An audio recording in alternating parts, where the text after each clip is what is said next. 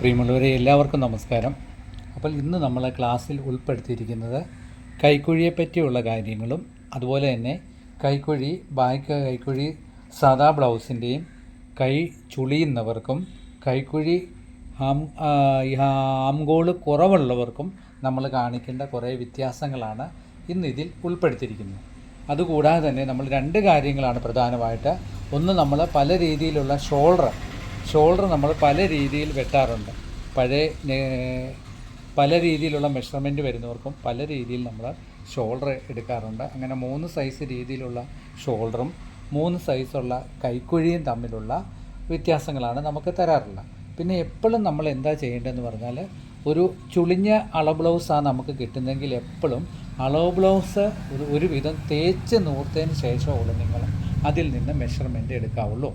അതൊരു പ്രധാനപ്പെട്ട കാര്യം. രണ്ടാമത്, ബോഡിയിൽ നിന്ന് മെഷർമെൻറ്റ് എടുക്കുന്ന സമയത്തും അളവ് ബ്ലൗസിൽ നിന്ന് മെഷർമെൻറ്റ് എടുത്ത് നമ്മൾ വെട്ടുന്ന സമയത്തും ആ കസ്റ്റമറുടെ കംപ്ലൈൻറ്റുകൾ എത്രത്തോളമാണെന്ന് നമ്മൾ മനസ്സിലാക്കിയതിന് ശേഷം വേണം നമ്മൾ വെട്ടാൻ.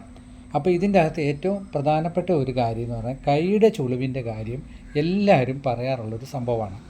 ഇട്ട് കഴിയും കൈക്ക് ചുളിവ് വരുന്നു. അപ്പോൾ ആ ചുളിവ് എങ്ങനെ മാറ്റിയെടുക്കാം എന്നതിനെക്കുറിച്ച് നമുക്ക് ഒരു ചർച്ച ചെയ്യാം. അപ്പം ആദ്യമായിട്ട് പറഞ്ഞാൽ, കൈക്കുഴി നമ്മൾ എടുക്കുന്ന എപ്പോഴും ഒന്ന് എഴുതി വെക്കുക, ബോഡി വണ്ണത്തിൻ്റെ 4/1 1 ഇഞ്ച് കുറച്ചാണ് കൈവണ്ണം എടുക്കുന്നത്. ഇപ്പോൾ കൈക്കുഴി നമ്മൾ കണക്ക് കൂട്ടുന്നത്. ഇപ്പം നമ്മൾ പറയുവാണെങ്കിൽ ബോഡി വണ്ണം നമുക്ക് 30 ഇഞ്ചാണെങ്കിൽ 4/1 എന്ന് പറയുന്നത് 7.5. ആ 7.5 നിന്നും 1 ഇഞ്ച് കുറച്ച് 6 ഇഞ്ച് നമുക്ക് കൈക്കുഴി തീർന്ന് കിട്ടണം. അതാണ് ഒരു മനുഷ്യൻ്റെ ബോഡിയിൽ നിന്നും നമ്മൾ എടുക്കുന്ന ഒരു മെഷർമെൻറ്റിൻ്റെ കണക്ക്. അപ്പോൾ അത് പ്രത്യേകം നോക്കുക. പിന്നെ ഷോൾഡർ, ചിലർ ചോദിച്ചു, ഷോൾഡറിൻ്റെ കണക്ക് എന്ന് പറയുന്നത് ബോഡി വണ്ണത്തിൽ നിന്നും 6/1 നമ്മുടെ ഷോൾഡർ എപ്പോഴും എടുക്കുന്നത്. അപ്പോൾ എല്ലാവരും ചിന്തിക്കുന്ന ഒരു പ്രശ്നമാണ്, ബാക്ക് നെക്ക് ഡീപ്പായിട്ട് ഇറങ്ങിയവർക്ക് നമ്മൾ എങ്ങനെ ഷോൾഡർ കണക്ക് കൂട്ടും? അങ്ങനെ അതും ഒരു പ്രശ്നമാണ്. അപ്പോൾ അതൊന്ന് നമ്മൾ പഠിക്കണം. രണ്ടാമത്, ചുളിവുള്ളവർക്ക് നമ്മൾ വെട്ടുമ്പോഴും ബാക്ക് നെക്ക് കൂടുതലുള്ളവർക്ക് വെട്ടുമ്പോഴും ഈ ഷോൾഡർ കുറച്ച് കൊടുക്കും. ആ ഷോൾഡർ കുറയ്ക്കുമ്പോൾ ഇവിടുത്തെ ചെരിവ് കൂടുന്നതനുസരിച്ച് കൈക്കുഴി കൂടാനുള്ള സാധ്യതയുണ്ട്. രണ്ടാമത്, നമ്മൾ കൈക്കുഴി ബാക്ക് നെക്ക് കൈക്കുഴിയിൽ നിന്നും 2 ഇഞ്ച് താഴോട്ട് ഇറങ്ങുമ്പോൾ നമ്മൾ 1/2 ഇഞ്ച് കൈക്കുഴി കുറച്ച് കൊടുക്കും. ഇത് കുറച്ച് കൊടുക്കുമ്പോൾ എങ്ങനെ നമുക്ക് കൈക്കുഴി ക്ലിയർ ചെയ്യാൻ പറ്റും?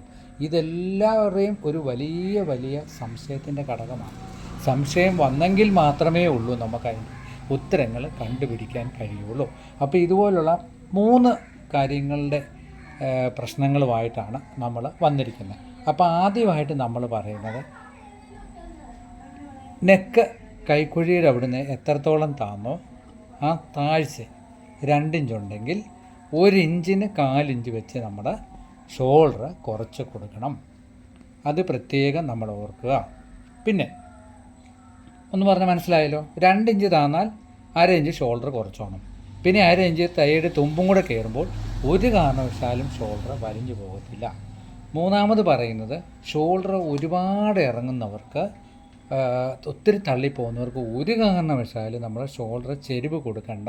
ഫ്രണ്ടും ബാക്കും നേരെ തന്നെ നമ്മൾ വെട്ടിയാൽ മതി. അത്രയും ഭാഗം കൂടെ എഴുതി വെക്കണം. കാരണം ഈ ഒരു ഭാഗം നമ്മൾ നേരെ വെട്ടിയാൽ മതി. ഇതുപോലെ ഷേപ്പ് കൊടുക്കേണ്ട കാര്യമില്ല. അതോർത്തിരിക്കാം. പിന്നെ വരുന്നൊരു കാര്യം എന്തെന്ന് പറഞ്ഞാൽ, നമ്മൾ കൈക്കുഴി വെട്ടുമ്പോൾ എപ്പോഴും ഈ കൈക്കുഴി നമ്മളിങ്ങനെ മാർക്ക് ചെയ്തിട്ട് അതിൻ്റെ പകുതിയിൽ നിന്നാണ് നമ്മൾ ഈ ചെരിവ് ഇങ്ങനെ കൊടുക്കുന്നത്. അപ്പോൾ കൈക്കുഴി ചുളിയുന്നവർക്ക് ഈ മാർക്ക് ചെയ്യുന്ന പകുതിയിൽ നിന്ന് 1 ഇഞ്ചും കൂടെ താത്തിട്ട് നമ്മൾ റൗണ്ട് ചെയ്യും. 1 ഇഞ്ചും കൂടെ താത്തിട്ട് നമ്മൾ റൗണ്ട് ചെയ്യും. അത് വരച്ച് കാണിക്കുവാണ്. ഇതുണ്ടോ, ഇങ്ങനെ നമ്മൾ മാർക്ക് ചെയ്തിട്ട്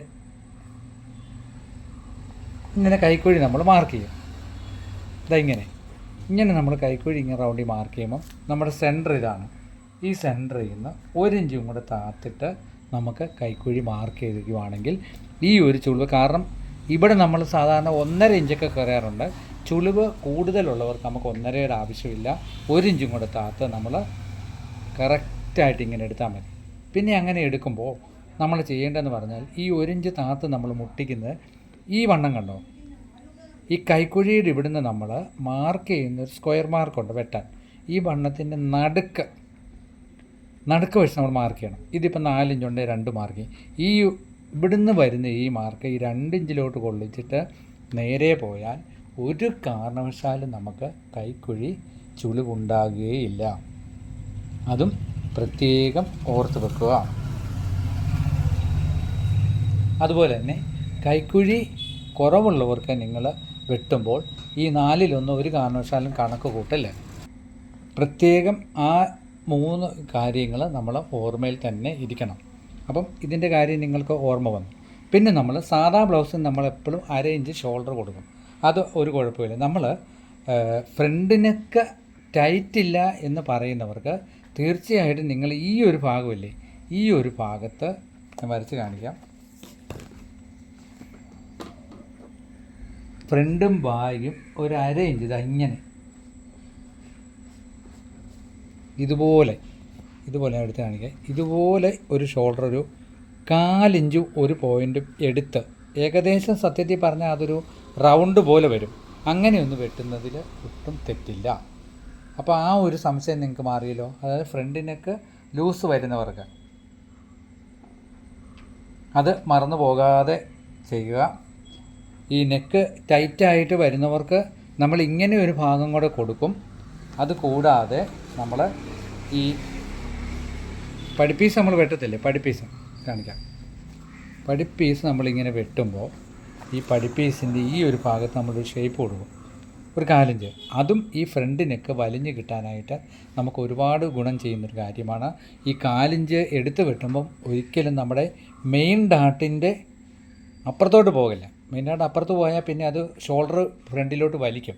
അപ്പം അത് പ്രത്യേകം നിങ്ങൾ ഓർക്കുക. മെയിൻ ഡാർട്ടിൻ്റെ സൈഡിലായിട്ട് നിൽക്കുന്ന പോലെ, അതായത് മെയിൻ ഡാർട്ട് കൊണ്ട് തന്നെ 4 ഇഞ്ച് ഇവിടെ നമുക്ക് പിടിച്ച് നിൽക്കണം. അത് ആ രീതിയിൽ അതെടുക്കാവുള്ളൂ. ഇല്ലെങ്കിൽ നമുക്ക് എന്താ പറയുന്നതെന്ന് വെച്ചാൽ ഇതിനപ്പുറത്തോട്ട് കവർ പോലെ ഇത് സത്യത്തിൽ ആശാമാർ പറയുന്നത് 4 ഇഞ്ച് നമ്മൾ ഇവിടെ എടുക്കുന്നുണ്ടെങ്കിലും ഈ 4 ഇഞ്ച് എടുത്തതായിട്ട് പോലും നമുക്ക് തോന്നില്ല. ഇട്ട് കഴിയുമ്പോൾ കറക്റ്റായിട്ട് നമുക്ക് ഇരിക്കും. അത് ഉറപ്പായിട്ടും നമുക്ക് പ്രായോഗികമായിട്ട് നമ്മൾ നോക്കിയിട്ട് വരുന്നൊരു കേസാണ്. പിന്നെ അളവ് ബ്ലൗസ് തരുമ്പോൾ കൈക്കുഴി ലൂസാണ് എന്ന് പറയുവാണെങ്കിൽ 2 കാര്യം ശ്രദ്ധിക്കണം. ഒന്ന്, ബ്ലൗസ് മൊത്തത്തിൽ ലൂസ് ഉണ്ടോ എന്ന് പ്രത്യേകം നിങ്ങൾ ചോദിക്കണം. 2, പിന്നെ കൈക്കുഴി അല്ലാതെ വണ്ണത്തെ പിടിക്കാതെ തന്നെ നമുക്ക് ലൂസ് കൂടുതലാണോ എന്ന് നോക്കണം. വണ്ണം കറക്റ്റാണ്, പക്ഷേ കൈയുടെ ഭാഗം മാത്രം വെച്ച് ലൂസ് ഉണ്ടെന്ന് പറഞ്ഞാൽ കൈക്കുഴിയുടെ ബാധകമാണ്. ഇനി അതല്ല, ബാക്കിനൊക്കെ ഇറങ്ങിയാലും കൈക്കുഴിയുടെ ഭാഗത്ത് ലൂസും ചുളിവും വരാൻ സാധ്യതയുണ്ട്. അങ്ങനെ ഉണ്ടെങ്കിൽ നമ്മൾ വണ്ണം മാത്രം കുറച്ച് നോക്കിയിട്ട് 1/2 ഇഞ്ച് വണ്ണം കുറയ്ക്കുമ്പോൾ ആ 1/2 ഇഞ്ച് ഈ ഭാഗത്ത് നിന്ന് വലിഞ്ഞ് കിട്ടുമ്പോൾ ഓക്കെയാണ്. ഇതിൻ്റെയൊക്കെ പ്രധാനമായിട്ടൊരു ഘടകം നമ്മൾ വെട്ടിത്തയ്ക്കുന്ന തുണി എപ്പോഴും നമ്മൾ വലിയുന്ന തുണിയാണോ നോക്കണം. ഇപ്പോൾ ബോഡി വണ്ണത്തെയും നമ്മൾ മെഷർമെൻ്റ് എടുത്ത് ചെയ്യുമ്പോൾ സർവ്വസാധാരണമായിട്ട് നമ്മൾ എന്താ ചെയ്യുന്നത്, നമ്മൾ സർവ്വസാധാരണമായിട്ട് 4 ഇഞ്ച് ലൂസിട്ട് വെട്ടാറുണ്ട്. ഇപ്പോൾ 2x1 2x2 പോലുള്ള തുണിയും സാരി വിത്തൊക്കെ തയ്ക്കുമ്പോഴും വലിയുന്ന തുണിയും വലിയാത്ത തുണിയും തമ്മിൽ പ്രത്യേകം നിങ്ങൾ നോക്കുക. ചില തുണിയിലൊക്കെ ക്രോസൊക്കെ ഇട്ടാൽ നന്നായിട്ട് വലിയും. ഞാൻ ആ തുണി അങ്ങനെയുള്ള തുണിയിലൊക്കെ ഞാൻ 2 ഇഞ്ച് ലൂസ് കൊടുത്ത് ഒറ്റ ടക്കെ തയ്ച്ചിട്ട് പോലും വളരെ കറക്റ്റാന്ന് പറഞ്ഞ് റെയറായിട്ടുള്ള തുണികളും നമുക്ക് വരാറുണ്ട്. അപ്പം നിങ്ങൾ പ്രത്യേകം ഇവ കാര്യങ്ങളൊന്ന് മനസ്സിരുത്തി ഇത് വെട്ടുന്നതിന് മുന്നേ അളവ് ബ്ലൗസ് എത്രത്തോളം ആയിട്ടൊന്ന് മനസ്സിലാക്കുകയും പിന്നെ ഈ കസ്റ്റമറുടെ ഒരു സ്വഭാവ രീതിയും എല്ലാം മനസ്സിലാക്കുകയും ഇതെല്ലാം കഴിവതും സമയമുണ്ടെങ്കിൽ ഒന്ന് എഴുതിയെടുക്കുന്നതിൽ ഒരു തെറ്റുമില്ല. ഒന്ന് എഴുതിയെടുക്കുക, മൊത്തം എഴുതിയെടുത്തിട്ട് അത് കണക്ക് കൂട്ടിയിട്ട് നമുക്ക് എന്താണെങ്കിൽ അത് ആലോചിച്ച് ചെയ്യാം. ഈ ഷോൾഡർ ഞാൻ പറഞ്ഞല്ലോ, ഷോൾഡറിൻ്റെ കാര്യം പ്രത്യേകം. പിന്നെ എനിക്ക് പറയാനുള്ള നെക്കിൻ്റെ പ്രശ്നങ്ങൾ വരുമ്പോൾ നിങ്ങളിത് ഈ ഒരു ഭാഗത്ത് 4 ഇഞ്ച് എടുത്ത് വിടുന്നുണ്ട്. ഈ എടുത്ത് വിടുന്ന ഭാഗത്ത് ഈ ഡാട്ടിൻ്റെ അവിടെ കൊണ്ട് തന്നെ നോർമലായിട്ട് നിൽക്കാൻ പ്രത്യേകം ശ്രദ്ധിക്കണം. അതും നമുക്ക് എന്താണ്, ഈ ഫ്രണ്ടിനൊക്കെ ഇവിടെ ടൈറ്റ് വരാനായിട്ട് ഇല്ല. ഇത് ഒരുപാട് എടുക്കുകയും ചെയ്യും. ഒരുപാട് എടുത്തെങ്കിൽ നമ്മൾ ഈ വെട്ടുന്ന യൂനൊക്കെ വി ആയി പോകും. അതും പ്രത്യേകം ശ്രദ്ധിക്കുക. അപ്പം ഇത്രയും പ്രധാനപ്പെട്ട കാര്യങ്ങളാണ് സൂചിപ്പിക്കാനുള്ളത്. നിങ്ങൾ പ്രത്യേകം ഇതുപോലെ കാര്യങ്ങളൊക്കെ മനസ്സിലാക്കി വിലയിരുത്തി മുന്നോട്ട് പോവുക. കിട്ടുന്ന വർക്കുകളൊക്കെ നന്നായിട്ട് തയ്ച്ചു കൊടുക്കുക. ഒരു നല്ല നാട്ടിൽ തന്നെ നല്ലൊരു പേരെടുത്ത വ്യക്തിയും നല്ലൊരു ടൈലറും ആകട്ടെ എന്ന് ഞാൻ പ്രാർത്ഥിക്കുന്നു. എല്ലാവർക്കും ഈശ്വരൻ്റെ അനുഗ്രഹം കിട്ടട്ടെ എന്ന് നിറഞ്ഞ മനസ്സോടുകൂടി പ്രാർത്ഥിച്ചുകൊണ്ട് ഇന്നത്തെ ക്ലാസ് നമുക്ക് പൂർണ്ണമാകുന്നു. എല്ലാവർക്കും താങ്ക് യു.